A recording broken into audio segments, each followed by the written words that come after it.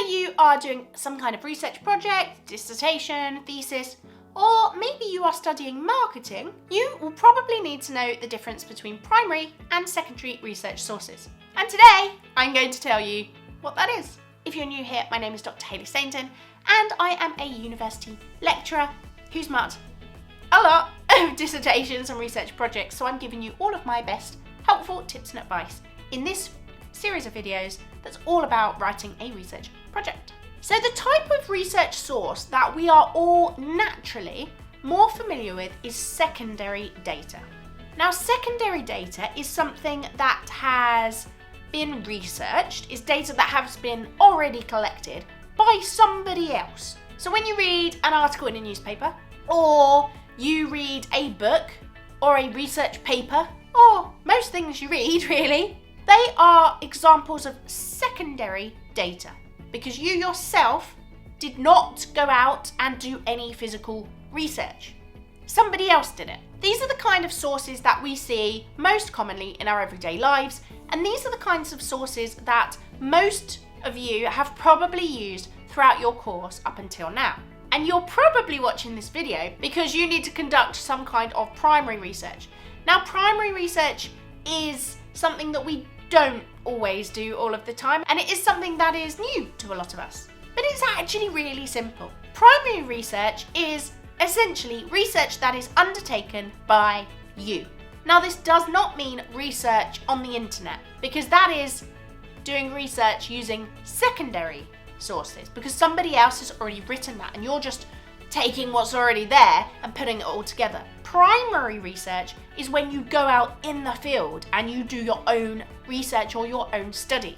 So it might be you doing surveys, it might be you doing interviews, you observing something, but you're not writing up something you've read, you're actually doing the research. So let's dig a bit deeper into secondary research sources. Now, there are lots of different secondary sources that you can use. This can include books, journal articles, magazines, conference papers, newspapers, videos, websites, dissertations, lectures, and lots more. But the important thing is whichever secondary research source that you use, you need to make sure that it is valid, a good, high quality source. So, what is a high quality source, I hear you ask? Well, a high quality source is probably not your random YouTube video that's made by a vlogger. It's probably not a blog. Yes, it could be a paper or a website by a big organisation that is trustworthy. So the United Nations, the British government, organisations like this. It could be a research paper that an academic has written because that is peer-reviewed. There is a very rigorous process. It's actually very difficult to get your work published in an academic journal. So you know what is published, in most cases, is high quality. Now, one of the biggest examples I like to give is Wikipedia. So Wikipedia is essentially a wiki. And a wiki is a working document that anybody can contribute to. So I could go onto Wikipedia and find an article on, I don't know, how to build a spaceship. And I could start adding bits in, but I know nothing about how to build a spaceship. So that article is not valid because we don't know who's written it. We don't know if they're credible. So I strongly recommend that you avoid Wikipedia or any websites that operate on that basis. And this includes blogs. So for example, there are lots of travel blogs. So my specialism is travel and tourism. Let's say I'm doing a study on tourist motivations to go to Zambia. I might find some travel blogs that say why Zambia is a great place to go. Whilst I could reference them, they're definitely not the most credible sources because who is this blogger? How do I know what they say is correct and true? It would be much better if I went direct to the Zambia Tourist Board and used information from that, because that is far more credible. So what you really need to do when you are looking at secondary data sources is think, is this a good source? Another thing to think about is date. When was it published?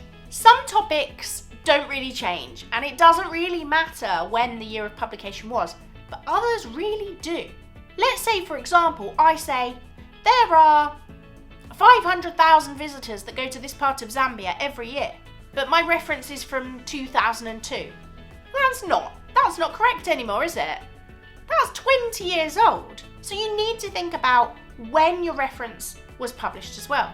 There are some sources that are kind of timeless. So for example, if I'm doing this study on motivations to go to Zambia, I might want to refer to Maslow's theory of motivation, which is a pinnacle theory in this field. It was written, I can't remember off the top of my head, I want to say maybe in the 70s. And that's a long time ago. But lots of people still use this model as a guide. So that would be okay. So you need to really use your initiative and assess it for yourself. Does it matter if that source is old? Does it not? Maybe I want to use that reference from 2002 about visitor numbers in Zambia and compare it to visitor numbers with a more recent statistic, and I could actually do the maths and demonstrate how much the visitor numbers have increased. That would be a really good example of being super critical and using my initiative and not simply just repeating what I'm reading, but digesting that and sharing that in a way that tells more of a story, that's more of an analytical explanation. Another thing that's a really good idea to do when you are looking at secondary research sources is to cross-reference. Now, if you don't know how to cross-reference, I do recommend that you check out this video that I've made all about referencing. It's a very comprehensive video, you can't go wrong. So do check that out.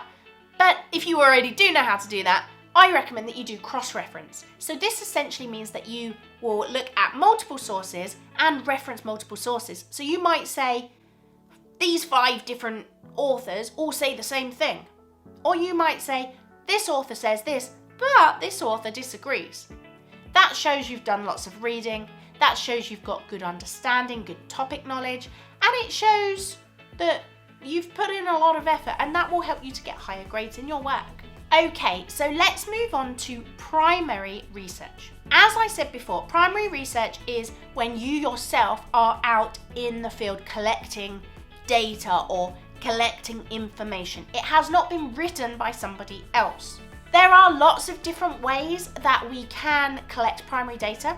Some of the main ways include interviews, surveys, observation, focus groups, and there are lots of other examples too. Now, I do recommend that you think very carefully about what is the best method to collect data. So let's say I'm looking at, I'll stick with the same example, motivations for tourists to go to Zambia. I could do a quick tick box questionnaire, and I could say, here are 4 options, which one best describes you? And maybe it says, I'm going to Zambia to visit friends and family. I'm going to see the Victoria Falls. I want to go on safari. I want to explore Africa. I could do that. Of course, a questionnaire is going to be a little bit limited because maybe that person doesn't really fit any of those answers. So I might decide actually an interview would be better because I can have a conversation with them and I can really get lots of information out of them. So really think about what it is you're trying to research and what would be the best way to get the data that you want to get. Also, what's the most practical too? Maybe I don't have the skills to interview. Maybe I'm really shy. I don't think I'll be very good at that. So then perhaps I explore questionnaires a bit more. For example, so just have a think about what would be the best research method for you. And if you are not familiar with the different research methods that you could use, then I do recommend that you stay tuned for my next video because the next video that I'm going to make is going to be on exactly that.